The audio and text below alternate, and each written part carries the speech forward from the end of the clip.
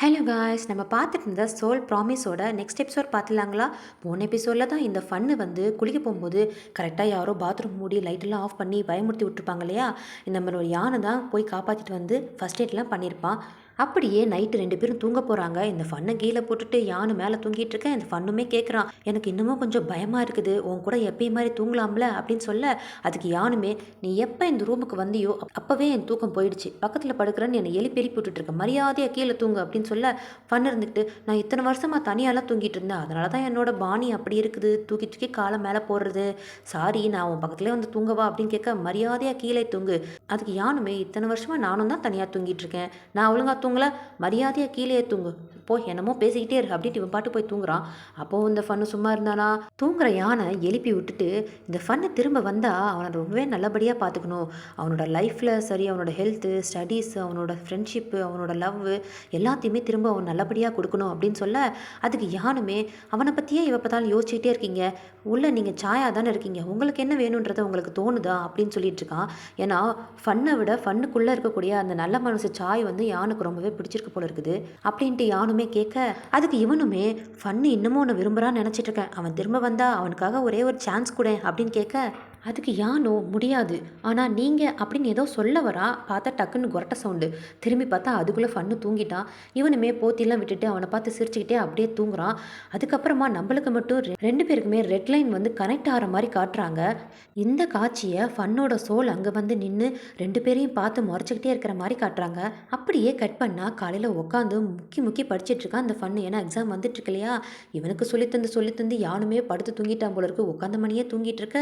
இந்த ஃபன்னுமே பக்கத்தில் போய், ஐயோ பிள்ளை தூங்கிடுச்சு, சரி எனக்கு ஸ்விம்மிங்னா பயம், ஃபன்னுக்கு தனி அறையில் இருந்தால் பயம், இந்த யானுக்கு என்ன பயமாக இருக்குன்ட்டு இன்னும் பக்கத்தில் போய் பார்க்க, கண்ணுக்கும் புருவத்துக்கும் நடுவில் ஒரு சின்ன மச்சம் மாதிரி இருக்குது. அதை பார்த்துட்டு, ஏய் இதே மாதிரி என்னோட ஒய்ஃபு கூட இருக்கும்ல, அதாவது அந்த சாய் தாத்தா இருந்தார்ல, அவரோட ஒய்ஃபுக்கு இந்த மாதிரி தான் இருக்கும் போல இருக்குது, இதே மாதிரி தானே இருக்கும்ல அப்படின்னு பார்த்துட்டே இருக்க, யானுமே முழிச்சிடுறான். முழிச்சு டக்குன்னு பக்கத்தில் வந்துட்டு இருக்கான்ற மாதிரி டக்குன்னு திரும்பி முறைச்சி பார்த்துட்டே இருக்க, ஃபன்னு நான் ஒன்றும் பார்க்கல அப்படின்ற மாதிரி கீழே குனிஞ்சு படிச்சுட்டு இருக்கான். யானுமே டைமை பார்த்துட்டு, அச்சோ ஒர்க்கு டைம் ஆயிடுச்சேன்னு சொல்லி அங்கேருந்து கிளம்ப, அதுக்கு ஃபன்னுமே, இன்றைக்கும் லேட்டாக தான் வருவியா, சும்மா சும்மா லேட்டாக வந்துக்கிட்டே இருக்காத, உன்னோட ஹெல்த் தானே ப்ராப்ளம்னு சொல்ல, என் ஹெல்த்தை பற்றி எனக்கு தெரியும், ஃபஸ்ட் நான் சொல்லி தந்ததெல்லாம் ஒழுங்காக படி அப்படின்னு சொல்லிட்டு கிளம்பிடுறான். விடுவான அந்த ஃபன்னு பின்னாடியே ஓடிட்டு இருக்கான். அப்படியே கட் பண்ணி இந்த ரெண்டு பேரையும் தான் காட்டிட்டு இருக்காங்க.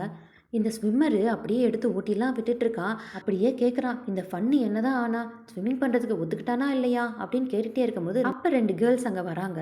அவளுகளும் வந்து, உங்களோட ஸ்விம்மிங்னா எனக்கு ரொம்ப பிடிக்கும், எனக்கு ஆட்டோகிராஃப் போட்டு தரீங்களா அப்படின்ட்டு வளைஞ்சு குழஞ்சு கேட்டுட்டு இருக்க. அது பக்கத்தில் உட்காந்துட்டு இருக்க ஃபேனுக்கு சுத்தமாக பிடிக்கல, அப்படியே முறைச்சிக்கிட்டே நின்றுட்டு இருக்கா. அப்போ அதில் ஒரு பொண்ணு கேட்குறா, உங்களுக்கு கேர்ள் ஃப்ரெண்ட்ஸ் இருக்கான்னு சொல்லி கேட்க, அதுக்கு இவன் இருந்துக்கிட்டு, இப்போ ஆட்டோகிராஃப் தானே வாங்க வந்தீங்க, ஏன் அந்த பர்சனல்லாம், ஏன் அவனோட பர்சனல்லாம் கேட்டுட்ருக்கீங்க, அசிங்கமா இல்லை, அறிவில்லை அப்படின்னு கேட்க, அதுக்கு அந்த பொண்ணு இருந்துட்டு, உன் வேலையை மட்டும் பாரு, நான் என்னமோ பேசிட்டு போகிறேன்ட்டு திட்டிகிட்டு இருக்க.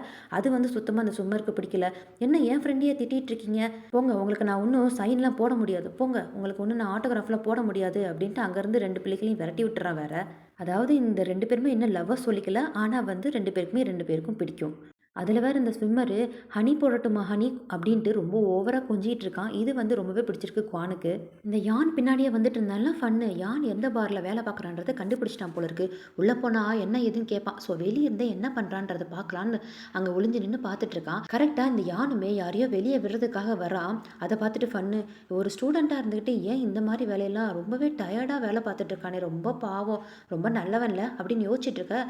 அந்த வேலையெல்லாம் முடிச்சுட்டு யானுமே வெளியே வந்து அப்பா அடின்ட்டு ஒரு பண்ணை எடுத்து வாயில் வைக்கிறான். கரெக்டாக ரெண்டு பேர் வந்து இவனை பாட்டுக்கு அடிக்க ஆரம்பிச்சிடுறானுங்க. இதை பார்த்த ஃபன்னுமே, ஏ நிற்கிறீங்களா இல்லையா, இல்லைன்னா நான் போலீஸை கூப்பிடுவேன்னு ஒரு கற்று அவனுங்கெல்லாம் ஓடிட்டானுங்க. இவன் தான், அதாவது ஃபன்னு தான் ஹெல்ப் பண்ணான்ட்டு யானுக்கு தெரிஞ்சோம்னே ஓடு ஓடுன்ட்டு அங்கேருந்து இவங்க ரெண்டு பேர் ஓட, அந்த அடியாள்கள் மாதிரி ரெண்டு பேர் அடிக்க வந்தானுங்களா, அவனுங்க என்னென்னா பின்னாடி ஓடி வந்துகிட்டே இருக்கானுங்க. தப்பிச்சோம் பொழைச்சோம்ட்டு ரெண்டு பேருமே ஒரு சில்ட்ரன்ஸ் பார்க்கில் வந்து ஒளிஞ்சிட்டு இருக்கானுங்க. ஃபன்னுமே கேட்குறான், அந்த ரெண்டு பேர் யார், ஏன் ஒன்று அடிச்சாங்க அப்படின்னு கேட்க, அதுக்கு பதில் சொல்லாமல் இந்த யானை, எங்கே நீ ஒளிஞ்சிருந்த, திடீர்னு ஓடி வந்து போலீஸ்ன்னு சொல்லிட்டு இருந்த அப்படின்னு கேட்க, ஏய் நான் என்ன கேட்குறேன், நீ என்ன பதில் சொல்லிட்டு இருக்க? யார் அவனுங்க? ஏன் அடிக்க வந்தாங்கன்னு கேட்க, நீ பாட்டுக்கு போலீஸ் கூப்பிடுறான்னா, கூப்பிட்டுருந்தா என் கதி என்ன ஆயிருக்கும்? ஏன்னா இவன் ஐடி இல்லாமல் நைட் நேரத்தில் பாரில் ஒர்க் பண்ணுறான் இல்லையா? போலீஸ் வந்தால் இவனை தான் ஃபஸ்ட்டு பிடிக்கும் போல இருக்குது அப்படின்னு சொல்லி கேட்க, உனக்கு ஏன் காசு ரொம்ப பிரச்சனையாக இருக்கா?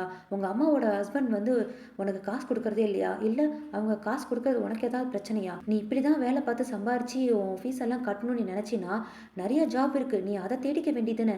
ஏன் இந்த மாதிரிலாம் வேலை பார்த்துட்டு இருக்க அப்படின்னு கேட்க, அதுக்கு யானும் ஒன்றுமே பதில் சொல்லாமல் உட்காந்துட்டு இருக்கான். என்னதான் பிரச்சனை சொல்லி தொலையேன்ட்டு ஃபன்னு கேட்டதுக்கு அப்புறம் தான் எங்கள் அம்மாவே அவன்கிட்ட இருந்து ரொம்ப கஷ்டப்பட்டுட்டு இருக்காங்க. நான் யார் காசுலையும் வாழணும்னு நினைக்கவே இல்லை. நான் எப்படியாவது கஷ்டப்பட்டு சம்பாரிச்சு எங்கள் அம்மாவையும் தங்கச்சியும் அங்கேருந்து கூட்டிகிட்டு வந்து நான் தனியாக வச்சு பார்க்கணுன்னு ஆசைப்பட்டுட்டு இருக்கேன்னு ரொம்ப வருத்தப்பட்டு பேச, இதை பார்த்தா ஃபண்ணுமே, அச்சோ செல்லம் உன் மனசில் இவ்வளோ கஷ்டம் இருக்குதா, நீ இவ்வளோ ரொம்பவே மெச்சூர்டாக பேசிகிட்டு இருக்கியேச்சே, நான் நினச்சி கூட பார்க்கலன்ட்டு கட்டிப்பிடிச்சு ஆறுதல் சொல்லிட்டு இருக்கான்.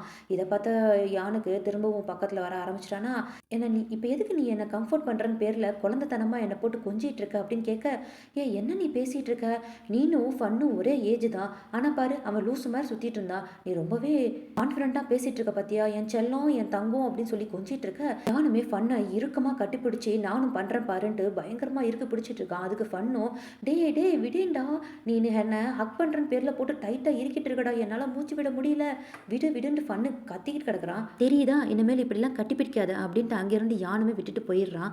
இந்த ஃபன்னு திரும்பவும் பின்னாடியே ஓடிட்டு இருக்கிறான். அப்படியே நைட்டு இவங்கெல்லாம் தூங்கிட்டு இருக்கும்போது ஃபன்னு மட்டும் அலறான், என்னை விட்டு போயிடாத அப்படின்ட்டு. கனவுல வந்து இந்த சின்ன வயசு ஃப்ரெண்டு ஒருத்தர் இருந்தான் இல்லையா, அந்த வண்டு கொடுத்தான் அப்படின்னு சொல்லியிருப்பான் இல்லையா, அந்த ஃப்ரெண்டு வந்து என்னமோ கனவுல வந்து விட்டுட்டு போகிற மாதிரி தோணுது போல இருக்கு. இவன் வெளியே இருந்து அலறிட்டு இருக்கான்.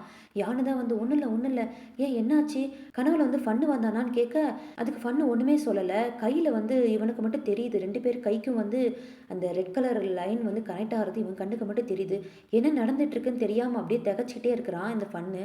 காலையிலே எந்திரிச்சு உட்காந்துட்டு கையில் என்னமோ ரெட் கலரில் நூல் மாதிரி தெரிஞ்சிட்டு இருந்தது, என்னது அது அப்படின்னு சொல்லி கையவே பார்த்துட்ருக்கான். அப்போ அந்த ரூம்மேட் இருக்கான்ல அவன், என்னது ரெட் கலர் கயிறு அப்படின்னு கேட்க, அது ஒன்றும் இல்லை சும்மா கற்பனை, 2 பேருக்கு வந்து ரெட் கலர் நூல் வந்து கனெக்ட் ஆயிருந்தால் என்ன அர்த்தம் அப்படின்னு கேட்க, அதுக்கு அந்த ரூம் மட்டுமே, அப்படின்னா மேரேஜ் லைஃப்பும் தாண்டி லவ் வந்து பல வருஷமாக அவங்களுக்கு நீடிச்சிட்ருக்கு அப்படின்ற அர்த்தம், சொல்லப்போனால் லைஃப் லாங் லவ்வர்ஸ்ன்னு கூட அர்த்தம் அப்படின்னு சொல்ல, ஓ அப்படியா அப்படின்ட்டு டைரெக்டாக அந்த வார்டன் இருக்கார்ல அவனை பார்க்க தான் போகிறான்.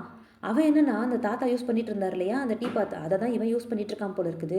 ஃபன்னுமே நேராக போய், வார்டன் உங்களுக்கு பாஸ்ட் லைஃபு இல்லைன்னா மறுபிறவி இதை பற்றி ஏதாவது உங்களுக்கு தெரியுமா அப்படின்னு கேட்க, அதுக்கு அந்த வார்டனுமே, கொஞ்சம் கொஞ்சம் தெரியும், இப்போ கூட அமெரிக்காவில் ஒருத்தவங்களுக்கு வந்து அவரோட பாஸ்ட் லைஃப் கூட ஞாபகம் வந்துச்சு அப்படின்ட்டும், அது மட்டும் இல்லாமல் மறுபிறவி விஷயங்களும் அவருக்கு ஞாபகம் வந்துச்சுன்ட்டும் அவர் பேட்டியில் சொன்னாரே.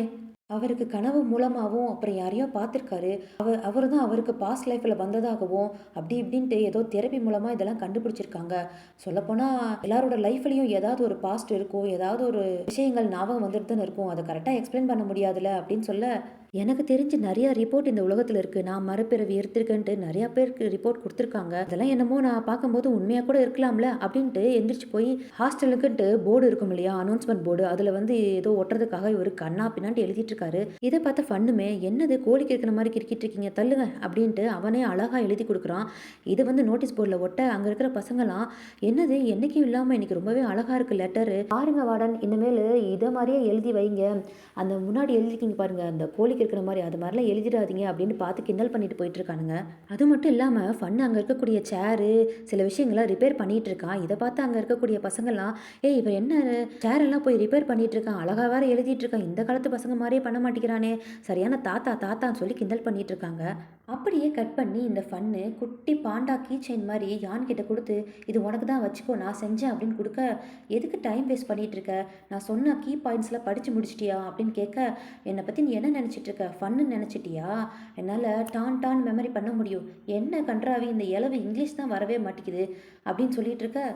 அப்படியே யானுமே நைட் டியூட்டி இருக்கு இல்லையா, அதுக்கு கிளம்புறான். அதுக்கு ஃபன்னுமே, திரும்பவும் வேலைக்கு போறியா, காலையில் படிச்சுட்டு சாயங்காலம் எனக்கு சொல்லி தந்துட்டு நைட்டு வேலையை பார்த்துட்டு நீ எப்போ தான் படிப்ப அப்படின்னு கேட்க, அதுக்கு எனக்கு ஃப்ரீ டைமில் நான் படிச்சுப்பேன், எனக்கு ஒன்றும் டயர்டாலாம் இல்லை, நான் கிளம்புறேன்னு சொல்ல, ஒரு நிமிஷம் இது உனக்காக தான் செஞ்சுருக்கேன்ட்டு ஒரு பேண்ட்டை காட்டுறான். இந்த பேண்ட் என்னோடது இல்லையே அப்படின்னு சொல்ல, ஏய் இது ஓன் பேண்ட்டு தான், போன தடவை அந்த 2 பேரும் உன்னை அடிக்க வரும்போது கிழிஞ்சிருச்சு, நான் தான் க்யூட்டாக இருக்கட்டுமேன்ட்டு ஒரு பாண்டா மாதிரி இங்கே தச்சு வச்சுருக்கேன் அப்படின்னு சொல்ல, சரி இருக்கட்டும்னு சொல்கிறான்.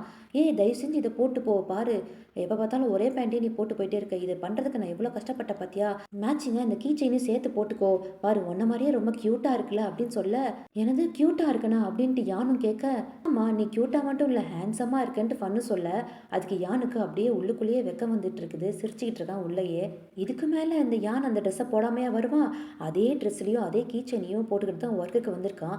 அப்போ அங்கே இருக்கக்கூடிய அந்த பாஸ் இருந்துட்டு, என்னடா புதுசாக இருக்குது க்யூட்டாலாம் போட்டு வந்திருக்க, யார்டா கொடுத்தது அப்படின்னு சொல்லி கேட்க, கரெக்டாக இந்த ஃபன்னு உள்ளே வரா. அதை பார்த்து யானுமே, நீ ஏன் இங்கே வந்தேன்னு கேட்க, சும்மா இரு, நான் வந்து யானோட ஃப்ரெண்டு, அவனோட கிளாஸ்மேட்டு, இந்தாங்க இதில் ரொம்பவே பழமை வாய்ந்த டீ தூள்லாம் இருக்குது, யூஸ் பண்ணுங்கன்ட்டு ரொம்ப கைண்டாக பேசிகிட்டு இருக்க, இப்போ ஏன் நீங்கள் வந்த, சரி சரி இவங்க தான் என்னோட பாஸு ஹரு ஹனா அப்படின்னு சொல்லி இன்ட்ரடக்ஷன் பண்ணிட்டு இருக்கான்.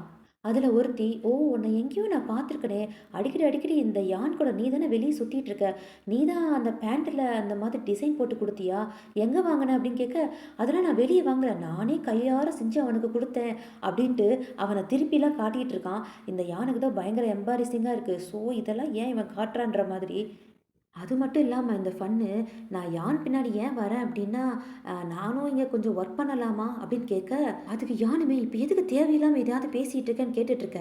அதில் ஒருத்தி கேட்குறா, நீங்கள் 2 பேரும் எந்த ஸ்டேஜில் இருக்கீங்க, அதாவது ரிலேஷன்ஷிப்பில் எந்த ஸ்டேஜ் லெவலில் இருக்கீங்க அப்படின்னு கேட்க, அது புரியாமல் ஃபன்னு, நாங்கள் 2 பேருமே ஸ்டூடெண்ட்டு, அவன் வந்து எனக்கு தெரியாத சொல்லித்தருவான், நான் அவனுக்கு தெரியாத சொல்லித்தருவேன், அதனால தான் 2 பேருமே சேர்ந்து ஜாபுக்கு வரலான்னு நினச்சிட்ருக்கோம் அப்படின்ட்டு லூஸு மாதிரி பதில் சொல்ல, அதுக்கு யானுமே, ஐயோ அவங்க வேற கேட்குறாங்க, இவன் வேற பதில் சொல்லிட்டு இருக்கான், லூசுன்னு சொல்லிட்டு இருக்க.